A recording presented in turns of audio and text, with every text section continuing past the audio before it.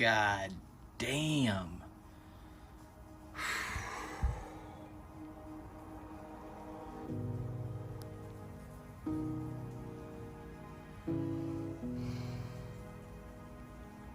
Oh yeah, this is gonna be quite the upgrade.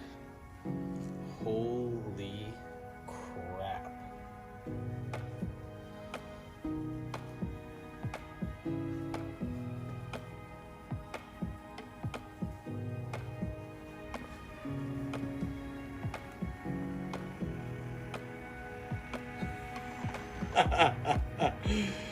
Oh man.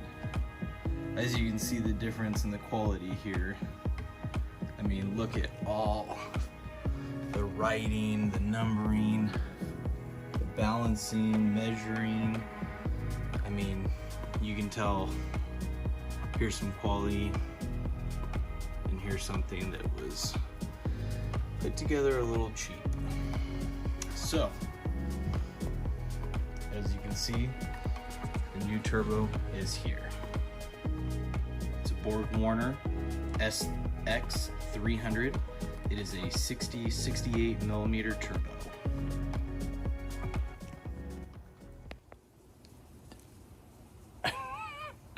Welcome back, guys. Today's the day. We got a turbo. I've been spending a bunch of time mocking everything up, going through everything, and shit is all I have to say. It's been quite a process. So welcome back to the shit show that's going on in my driveway. As you can see,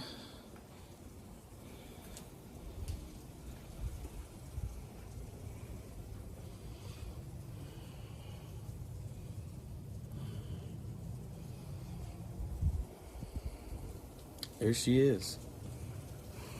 So I've been taking it apart, putting it back together, taking it apart, putting it back together about 40 different times, getting all the crap figured out. Of course, changing from a cheap setup to something nice, you pretty much have to change every goddamn thing. So the only thing that bolted up 100% with no issues was the T4 flange from the exhaust housing to the exhaust manifold. That was about the only thing. So I've got a nice list here of crap that I've had to bolt up, and things and hoses and flanges, and it's been a huge freaking learning experience. So today I'm going to kind of go through and talk you through some of my hurdles and issues and things I came over here to make this all happen. So hang tight, enjoy, and here's some knowledge. All right, guys. Here she is. Here's kind of a little bit of a parts layout here of things I've had to get and figure out, and talk to Borg-Warner and talk to other places and trying to figure this monstrosity out here. To start with, as you can see, this thing is pretty big compared to the CX Racing GT35 turbo that was on there prior. So the T4 flange bolted right up, no problem.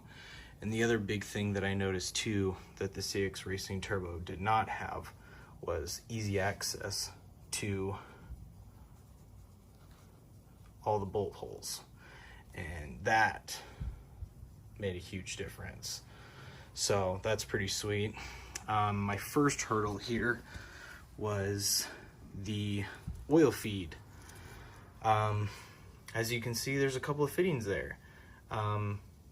There was no instructions or anything that came with the Borg-Warner turbo. It was literally just the turbo itself, and that was it. And so I had to kind of find out via going to places, test fittings, talking to people, and I ended up coming across a company that specializes in this stuff.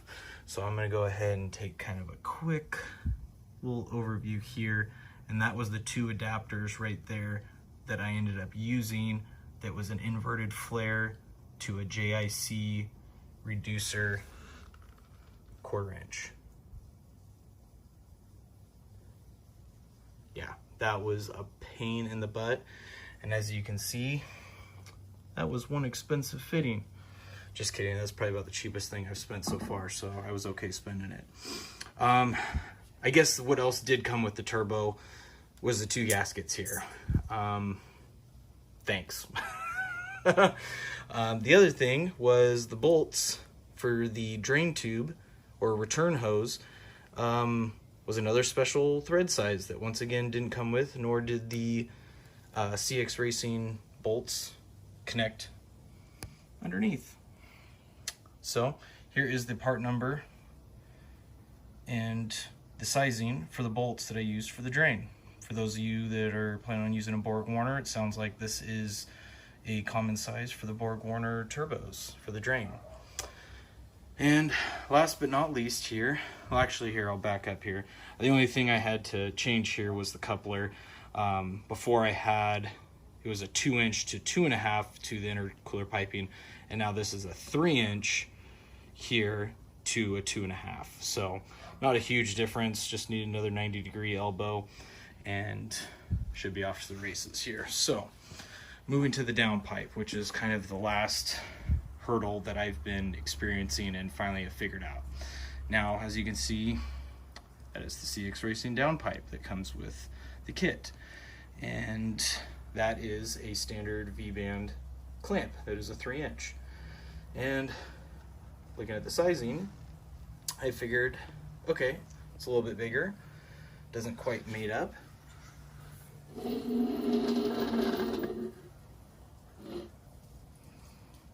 But as you can see, the edging of it is not flat. That one is flat. That one's kind of cone shaped. So I, out of my own stupidity, I guess I shouldn't say stupidity, but lack of knowledge or understanding, I just ordered a standard flat 3.5 inch since it was a little bit bigger. And sure enough, doesn't mate up. V-band doesn't fit. So come to find out, Borg-Warner likes to use what they call a Marmon V-band flange. So it looks like it's a way thinner surface that mates up to the turbo housing here. And once again, you got me, Borg-Warner. Had to do a bunch of research, figure out, once again, I'm new to all this crap, so it was quite a challenge. So obviously I've been only able to do this in my spare time, and it takes up time, having a kid, a wife, job, everything. So I'm gonna go and see if I can try and bolt this in for the last time here this evening and see what we can do. Kind of give you an overview of all the things I had to change and modify to make room for this big, huge girl that we're about ready to throw in there. So, hang on. Well, boys and girls, there she is. Got her finally bolted in, got a few things plumbed up, got a few more things to go here, but kind of cleaned up some of the boost controller, all this kind of crap that was everywhere, kind of helped clean that up, change a few things. But I was able to get the turbo all bolted in, much easier to get to than that CX Racing one. Got the oil feed line all hooked up and routed. This is just the breather that was on the intake piping there. Not a ton of space for the downpipe, but it is gonna work. As you can see, I'm still trying to modify and change the heater core hosing right here. I'm gonna get something that's gonna be like held up out of the way, but I did have to relocate the ABS. As you can see, it normally sits right there. Now it sits right there. Got all the brake lines routed. I did a kind of a clean install of the battery, all the wires, ran the battery to the trunk, all that. So for the most part, it's pretty close. We're about ready to fire here. Yeah, just down to the last couple of things here. Obviously I need to hook the MAF in and plug in a few other connectors so everything will fire up, but we're pretty close. Man, I'm excited to hear this thing. I think it's gonna rip. Oh man, that thing is beautiful. I'm gonna show you real quick the trunk battery location here. Grab my light.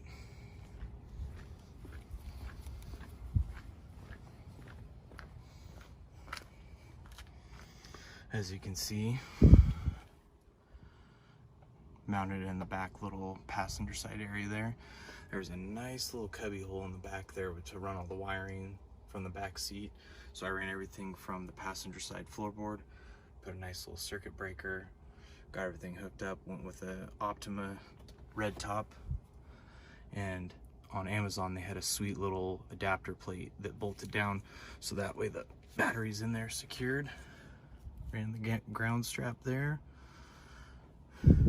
I haven't put it all back together yet because still need to install the lowering spring, so I got to pull the rear strut hats there, loosen everything up, but we're getting close, boys. We're getting close. Can't even see that beautiful carbon fiber hood, but soon you will. I still got to get that all mounted and get the washer nozzles installed, get the heat plate installed too, but god damn, man, it fits so nice in there. All right, get excited, boys. Next video, we're gonna fire this thing up. Thanks for watching. Subscribe, like, comment. It helps us out. We appreciate it. Take care.